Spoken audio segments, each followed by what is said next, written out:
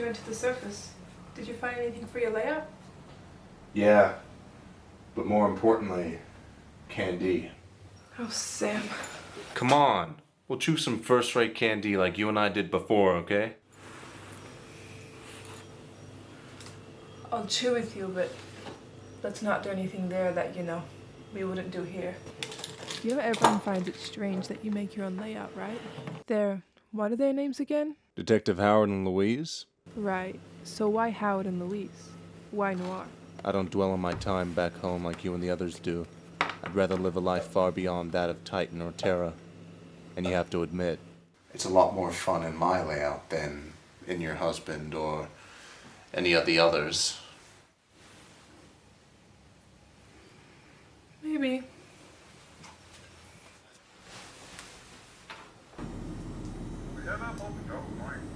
Ready in a few minutes. Nobody buys, don't we? Roger, the FE5 is just entered for number 4 berth. I'll give it the signal to... There's a man in the million at Eldritch. No one else there. Isn't Eldritch still the proxy system? Sam Regan, are you always in your layout? His broadcast is just a few days old. Here, listen.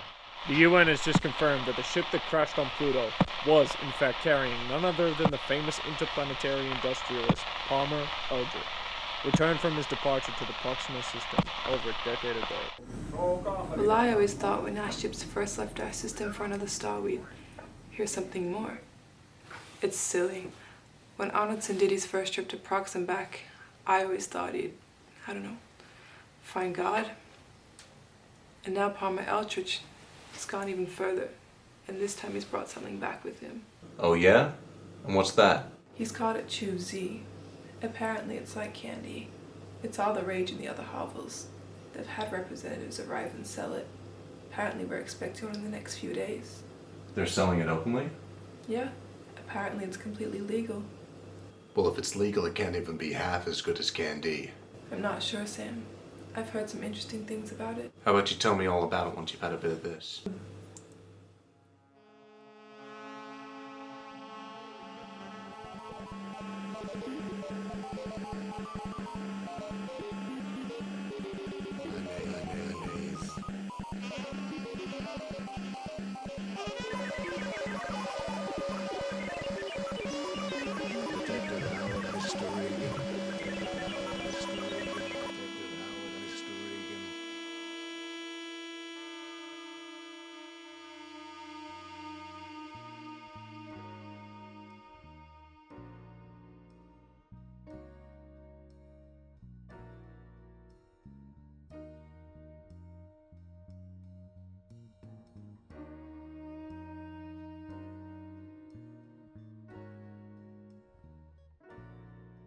Can't afford distractions, not in this town.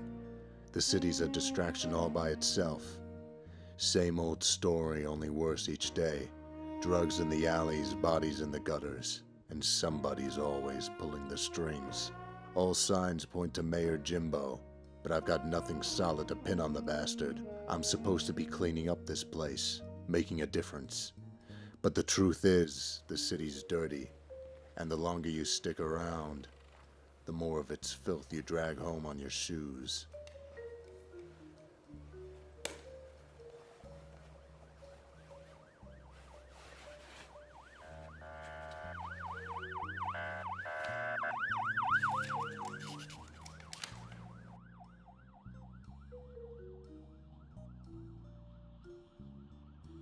An illusion? In what way? Sam Regan and Titan, a dreary colonist hovel. Yes, I could dimly make the image out, but it was remote and vitiated, and not convincing.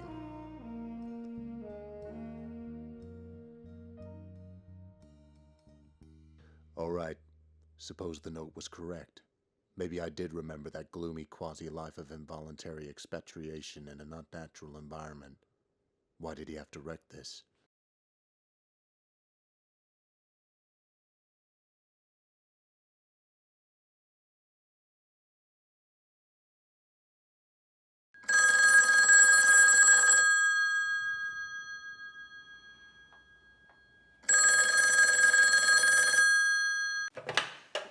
Detective Howard.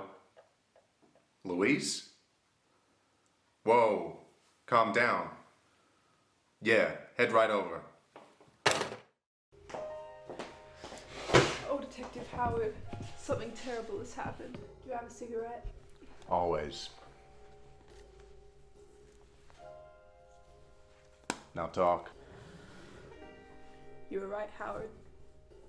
He's the man. My husband. Mayor Jimbo.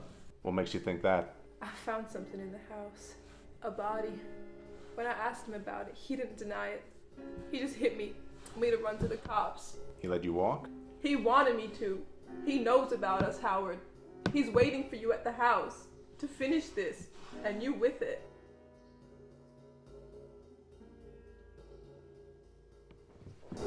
You're not seriously going.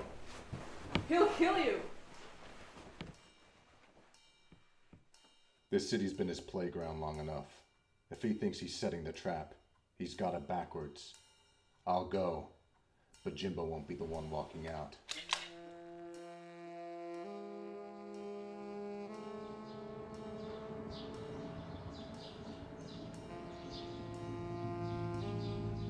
I didn't see this one coming, even thinking back to my apparent quasi-life.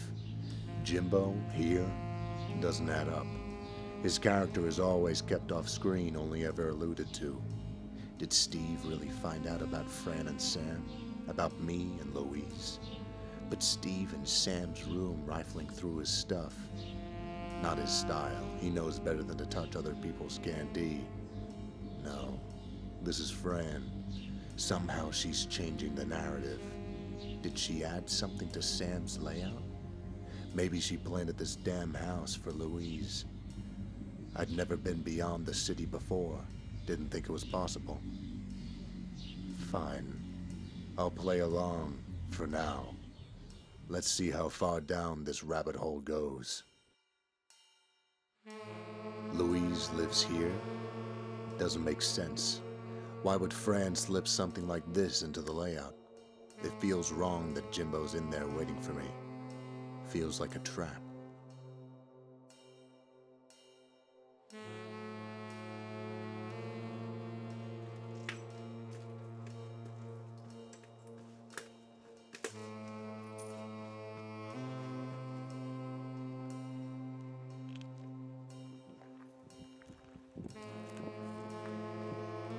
Jimbo, you wanted to see me, right? To end this? Well, here I am. Ah, detective. Welcome to my home. You still call this place a home? Careful, Howard. You might find this place to be your grave. Why don't you come out? Make this easy on yourself. Easy? You think anything in this city's easy, Howard?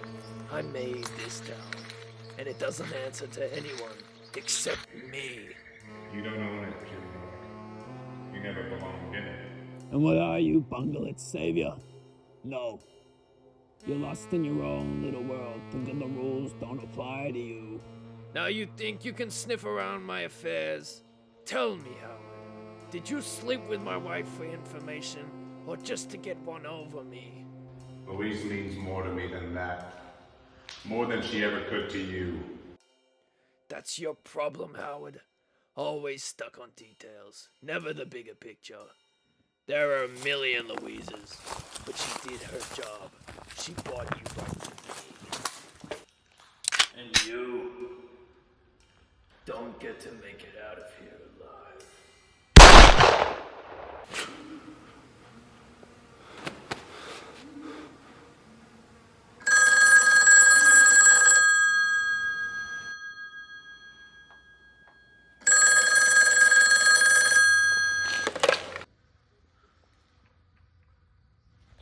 Hello? Hello, Detective Howard. My sincerest apologies for interrupting what I thought was a climactic ending to the narrative. Who are you? I'm afraid if I told you, you wouldn't believe me. And perhaps who I am is not as important as what I've offered you, Mr. Regan. The phone was merely a way to keep you comfortable. Who are you? My name is Palmer Eldritch. Palmer Eldritch. Shocking, I know, but I can assure you that it is the truth. How are you here? Are you in my room? Where were we? Oh no, Mr. Regan, I am not in your hovel. I'm not even on Titan. I have provided you with something new. A product far superior than Candy, as you have been experiencing. Choosy.